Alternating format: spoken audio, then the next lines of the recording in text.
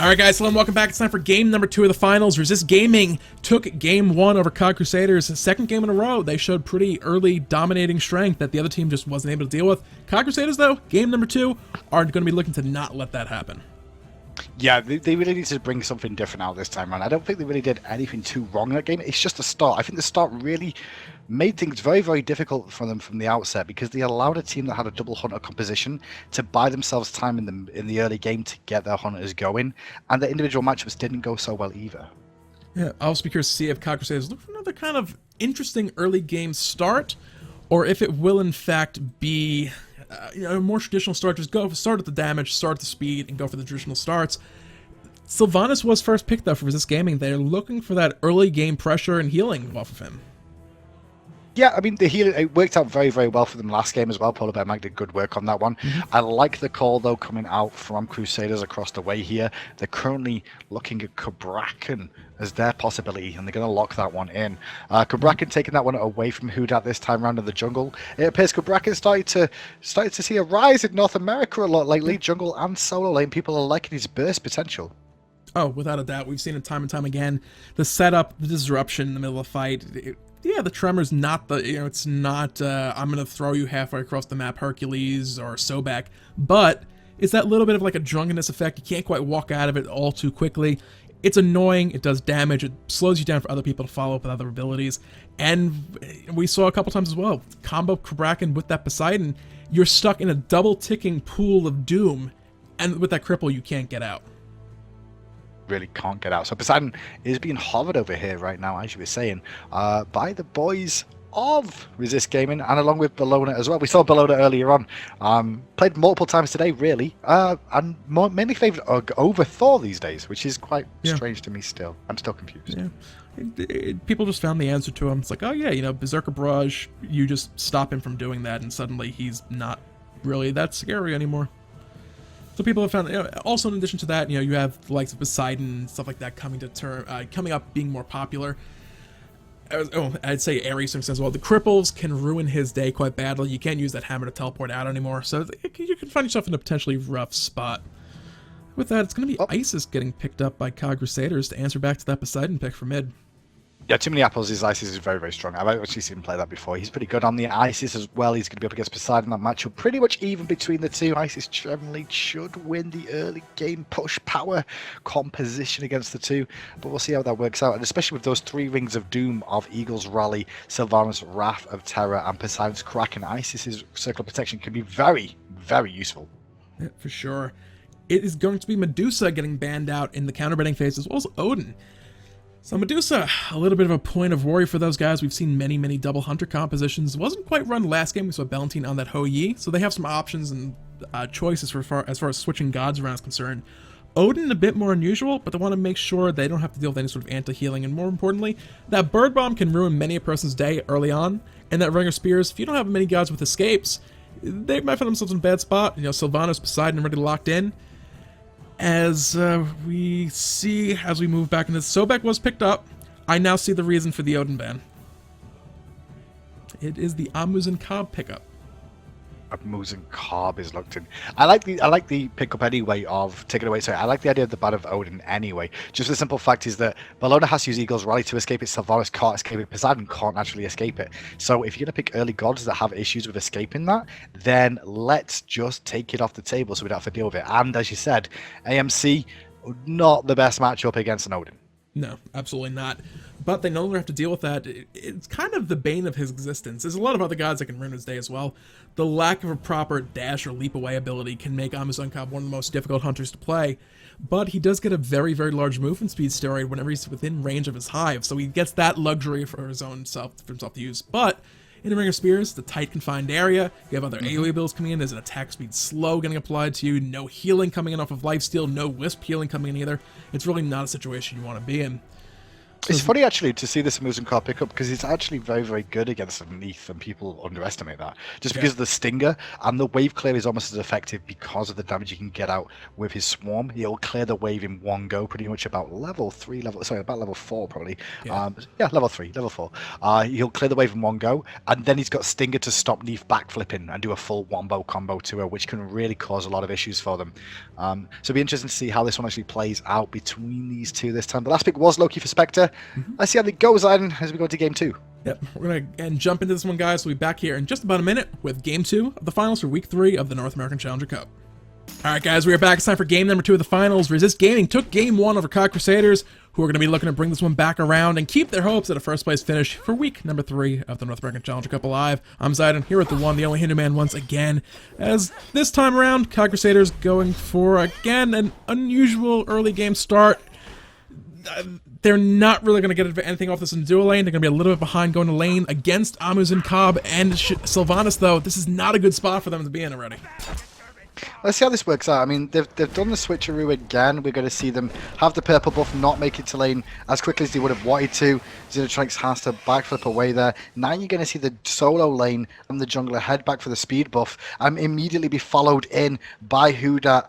And, well, I thought they were going to follow in there, but they're not. They're going to just deny the wave to the tower, or attempt to, and zone them off the experience. You're going to see Suna being able to rotate around to the mid lane now earlier. But if this is a rinse repeat of last game, they may lose their red buff unless they go for it soon. They're going to get the pluck onto Fierno. He's caught in the middle of this wave. He was rooted by the Spirit Arrow, but able to safely walk back on out. It's the problem with this lane. Sylvnaus has great wave clear, but as does Muzen Cobb. And now Crusader is finally picking up that damage buff. But looking at the golden experience graph, Resist Gaming already have themselves a nice little lead just in the back of this odd start by Crusaders again. It doesn't seem to have paid off. It'll drop backwards and forwards, or it should do once this red buff finally does go down. They took a long time to bring down that red buff, but they do bring it down. Now they'll get the minion wave in mid lane, so it should even back up again after they take the back harpies, but they've still got 2 sets of back harpies to 1 set of back harpies to do.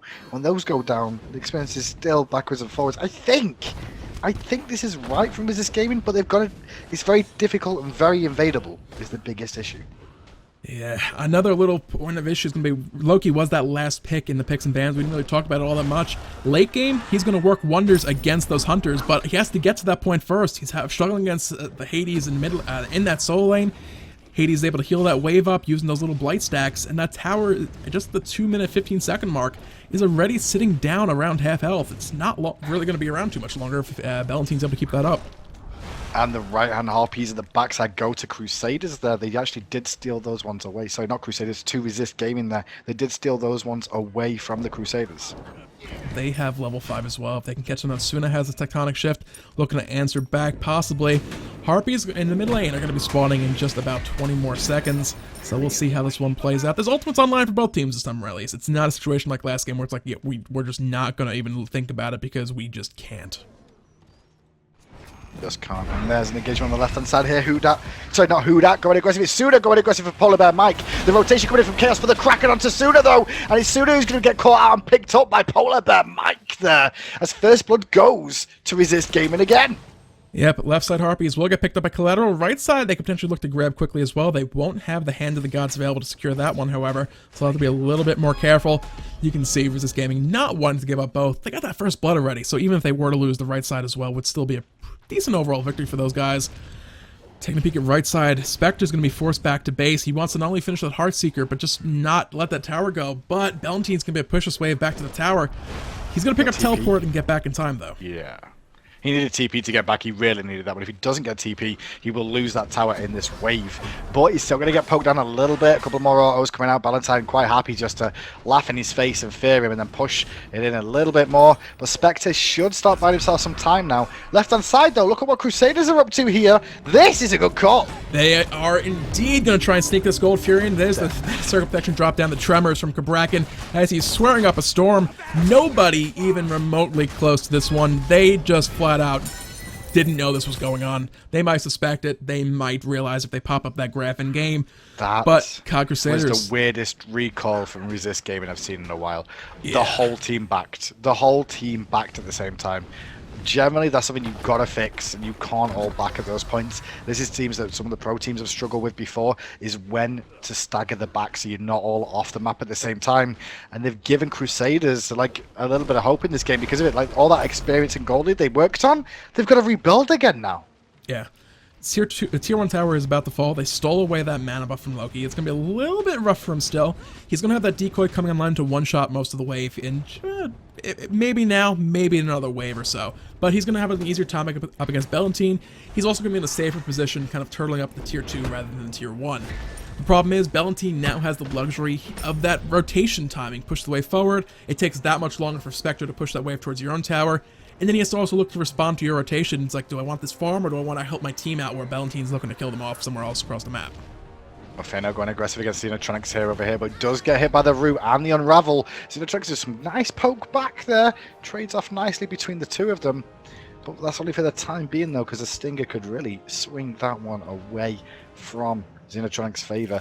Right side speed buff does go over to Suna one more time. Collateral getting aggressed on again in mid. Gonna be fine though, for the time being. Oh, Sylvnaus found that kill. Stinger online, dropping that one. Not gonna pick it up. Let that one rot away on the ground, so it's gonna be a bit of a longer cooldown on that. Nevertheless, it's one of those things. The hives from Muzen Cobb do provide about, right now about 1 health per second, which over the course of time is quite a bit. It responds to the unravel healing coming out from Neith.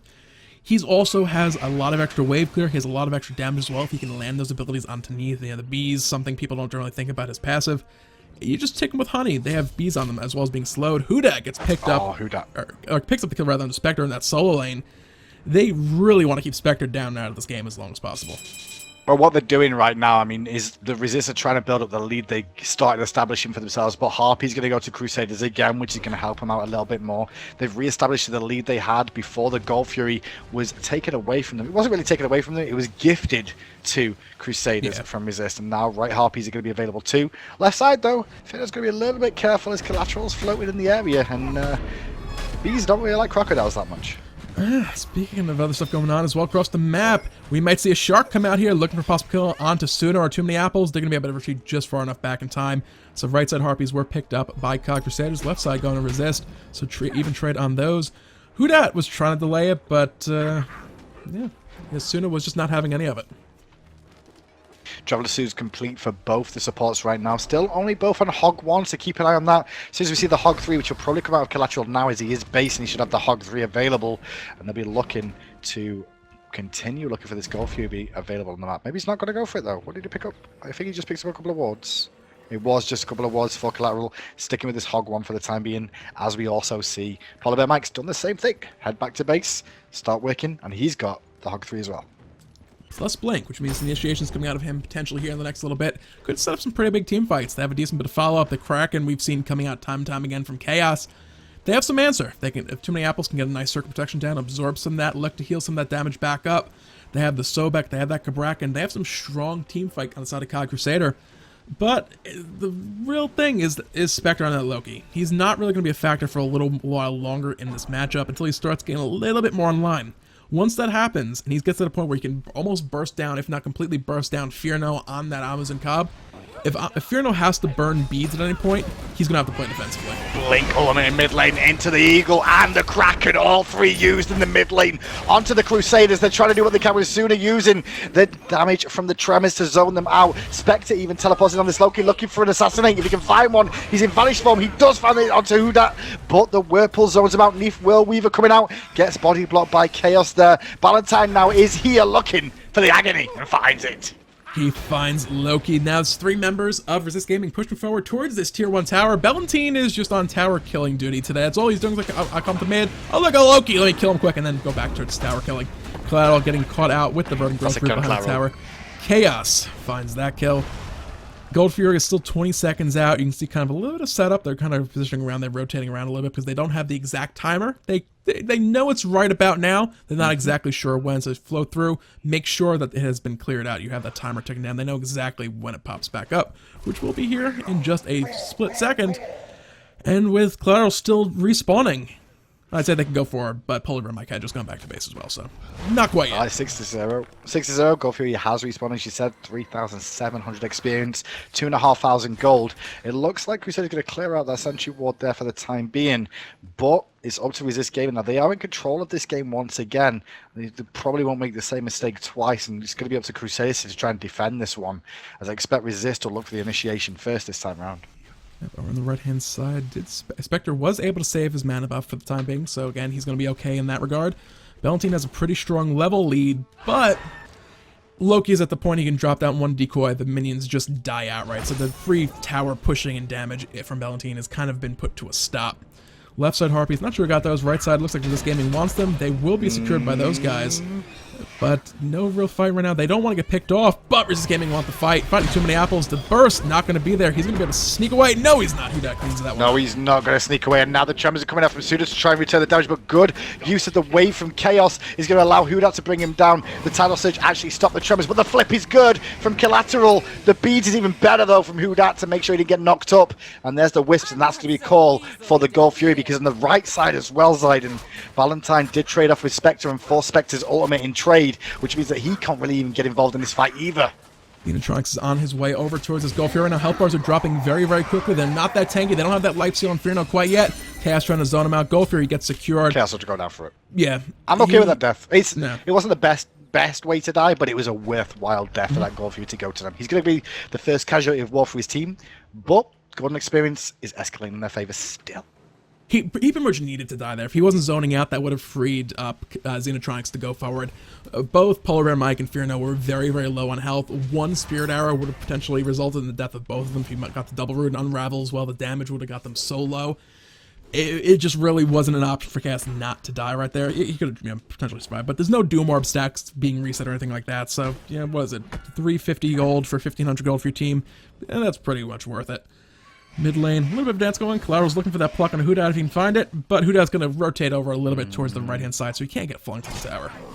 Yeah, he's looking for a pig. They might find out from too many apples here with the Spirit Ball, but there's not that much damage available right now. And the follow-up is not here. The reinforcements of Suna and Zetronics did come over, but not quickly enough to clear this one out. It's really rough for Crusaders right now because they've got Loki, but who's Loki's targets this game? It's going to be a Muzen Carb, it's going to be Poseidon. He can't really all-in Hades, he can't all-in Bellona, he can't all-in a Sylvnaus. So Loki's having a rough game, and now he's in trouble again. Yeah, getting chased down right now. Hudat dropping that disarm. There's the Eagles rally. Getting everything. Forcing the assassinate. That if that hadn't come left out, side Kraken combo comes out with Wrath and too many apples is destroyed. Collateral is using the lurking in the waters to try and burst some damage back onto Polar Bear Mike, who will go down in trade, but Hudat is here now as well as Inferno. Maybe they'll to peel off Collateral before he can charge play away. That will be the case, and so it's a 2-for-1 trade. And so the purple buff will go their way too. Xenotronics getting hit by the Swarm plus the Tidal Surge for a huge chunk of himself. Bellona chases down and kills Spectre in that right lane. The Pillar of Agony was used to secure that one. Assassinate down. It is really, really difficult to get out of that when you don't have any sort of beads or sprints or anything like that, or leaps or escapes. Inferno right now, left side. He is once again very far ahead. 1-0-2 right now on that Amazon Cobb. He's MC too. Yeah, he's not scared to fight, but he's going to get all in, and this might be the mistake from him. He's going to try and use his sustain to get the kill. He will find one, force the backflip out of Xenotronic as well. If he finds a Whirlweaver, he could potentially kill, but the sustain is just too good with the Assy as well as the Hives. Yeah, Inferno, once again, 1v2 situation, he just doesn't care. Cabrakan got the stun, he was caught in the middle of that Tremors. Inferno said, oh, okay. Swarm, Honey, I don't know if he even used a Stinger in the middle of the fight if he even had it available. Just hold left click, you're not moving because you're Cabrakan using your Tremors, so auto, you're dead. Swarm, Honey, Bees doing damage to Xenotronics. They need more than 2 people to stop him right now. And he's on a... Oh man. He doesn't have beads, he does not have sprint 3. He has no way to avoid any sort of crowd control, any sort of slows, and he is still winning handedly.